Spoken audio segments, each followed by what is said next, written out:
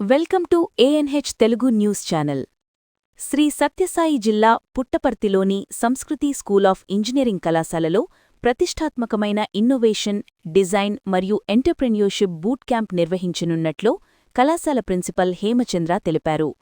కేంద్ర విద్యాశాఖకు చెందిన మినిస్ట్రీ ఆఫ్ ఎడ్యుకేషన్ మరియు all India council for technical education సంయుక్త ఆధ్వర్యంలో ఈ కార్యక్రమం ఏప్రిల్ 6 నుంచి 10వ తేదీ వరకు నిర్వహించబడనుంది. ఈ బూట్ క్యాంపులో దేశవ్యాప్తంగా 10 రాష్ట్రాల నుంచి మొత్తం 259 మంది విద్యార్థులు పాల్గొననున్నారని ఆయన వెల్లడించారు. ఆంధ్రప్రదేశ్, తెలంగాణ, ఒడిశా, బీహార్, మహారాష్ట్ర, గుజరాత్, హర్యానా, రాజస్థాన్, హిమాచల్ ప్రదేశ్, తమిళనాడు రాష్ట్రాల నుంచి విద్యార్థులు పాల్గొనడం ఈ కార్యక్రమానికి ప్రత్యేకతగా నిలుస్తుందని తెలిపారు.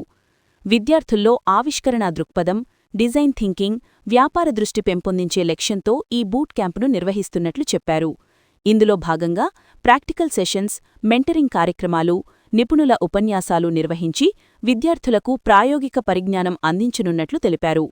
ఈ కార్యక్రమాన్ని 2023లో కేంద్ర విద్యాశాఖ మంత్రి ధర్మేంద్ర ప్రధాన్ ప్రారంభించినట్లు తెలిపారు. Design can be the greatest change agent for development అనే థీమ్తో ఈ కార్యక్రమాన్ని ప్రారంభించారని పేర్కొన్నారు.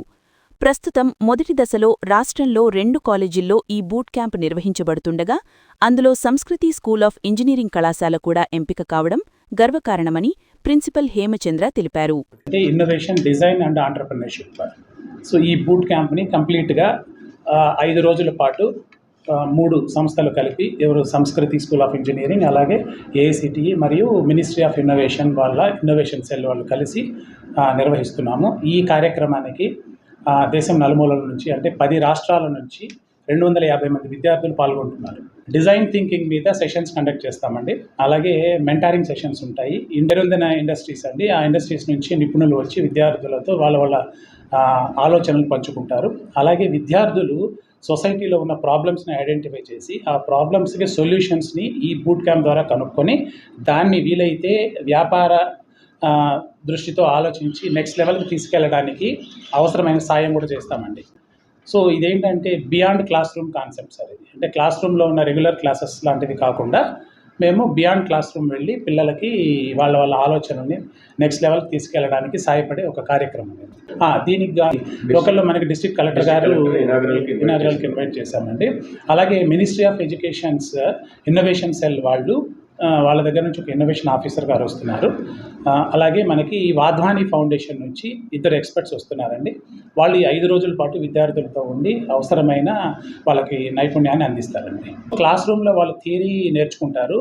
ఆ థియరీ కాకుండా సమాజానికి ఉపయోగపడే విధంగా వాళ్ళ లెర్నింగ్ అనేది ఉండాలి. సో అందుకని ఏం చేస్తామంటే సమాజంలో ఉన్న ప్రస్తుత సమస్యలను వాళ్ళు ఐడెంటిఫై చేసి ఆ సమస్యలను అక్కడ డిస్కస్ చేస్తారు ఎవరు నిపుణులు.